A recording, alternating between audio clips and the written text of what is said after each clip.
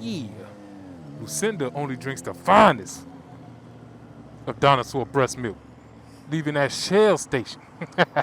But riding season is upon us, brethren and lady brethrens. So I'm sure some of y'all about ready to go hit the dealership and start shopping for your bike. So I'm going to tell you about some of my dealership experience. Drop the beat.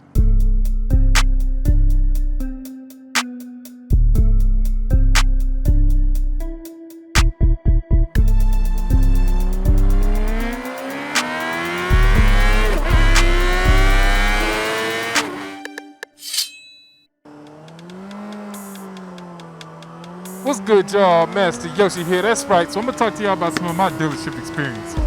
Now, if y'all are like me, when you're first looking for your motorcycle, you're going to spend a lot of time at the dealership or at multiple dealerships, depending on how many are in your area.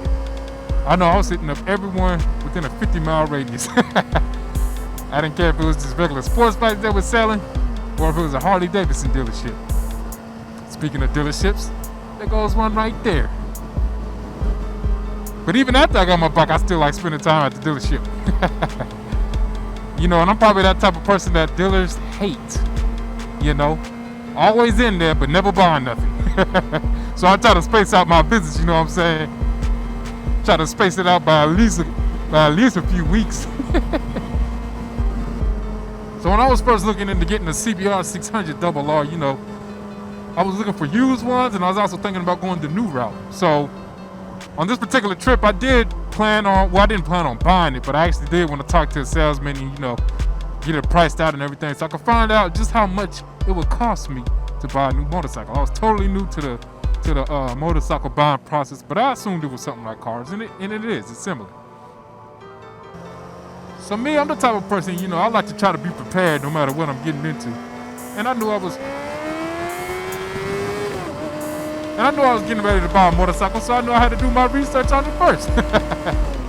So I pretty much had an idea of how much the bike should cost. And from buying cars, you know, and other things, you know, I always felt that you should never pay MSRP for something. So, you know, I told the guy what kind of bike I want. You know, they have one on their floor. It's a 2018, and this was in, I believe, November. Might have been October.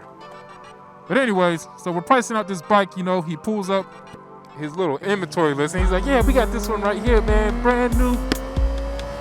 You know, and it's actually a great deal right now.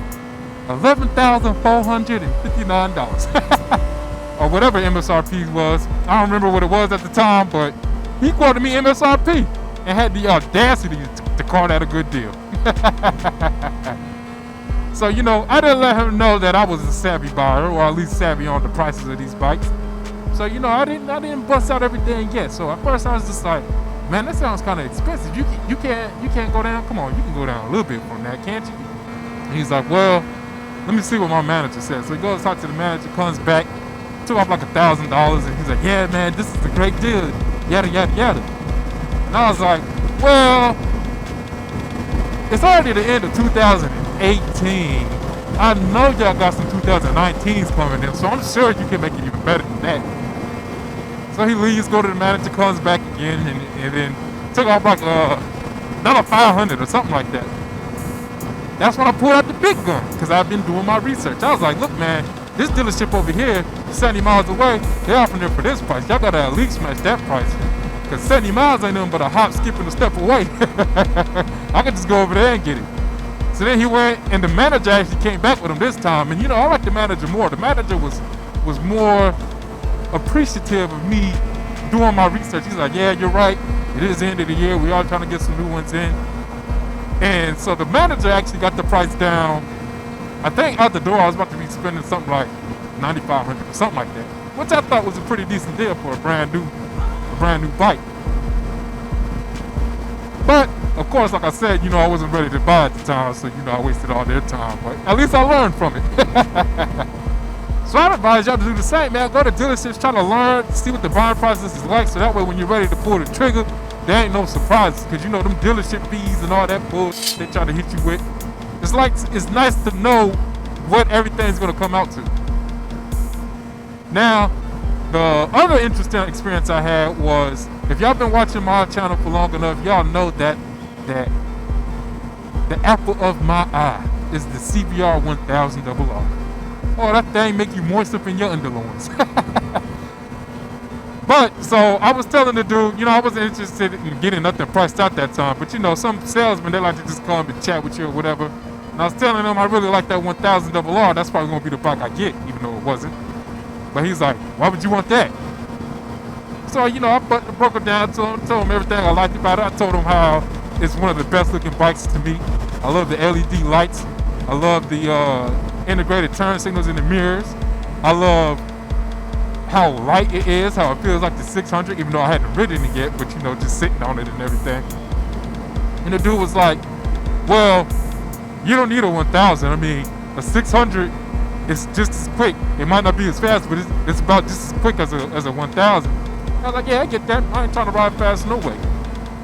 And he was like, and so, at first I kind of appreciate that. People trying to make you or get you to make the more savvy or the more practical decision.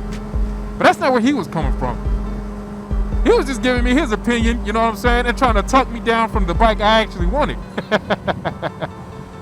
Not because he was trying to be a good guy, but just because he was kind of an ass like that, He was the type of person who believed his way is the best way of doing something.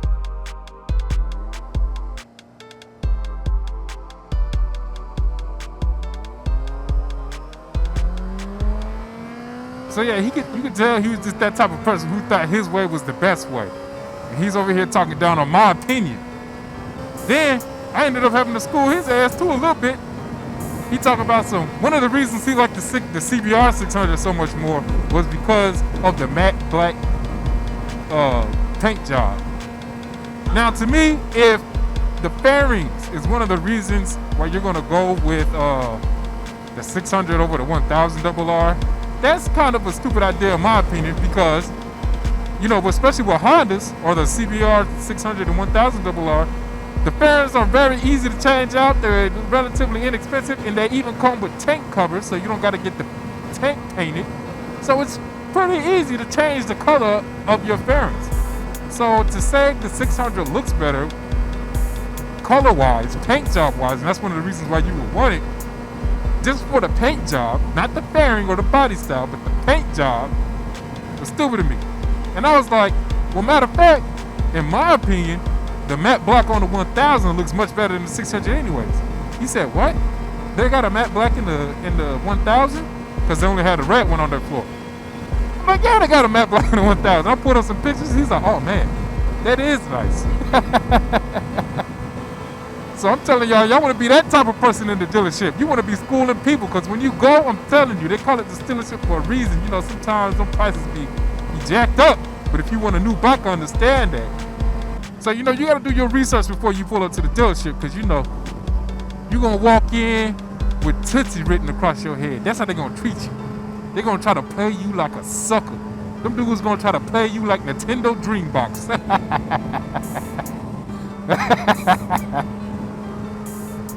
But yeah, man, that's about all I got. Do your research before you hit the dealership.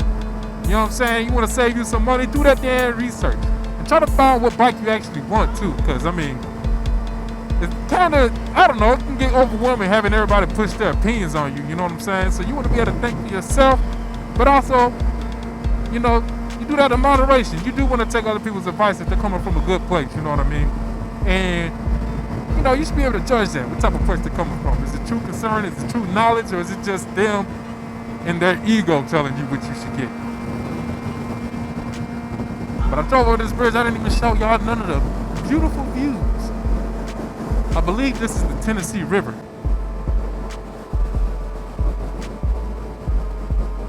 And yeah, my helmet's pointing to the left, but I'm looking straight. But thank y'all for tuning in, man. I hope y'all are staying blessed. I hope y'all family is all right and everything, especially with this coronavirus going on. But other than that, man, I ain't got nothing else for y'all, man. Y'all stay blessed. Don't be too stressed. Master Yoshi out. Peace.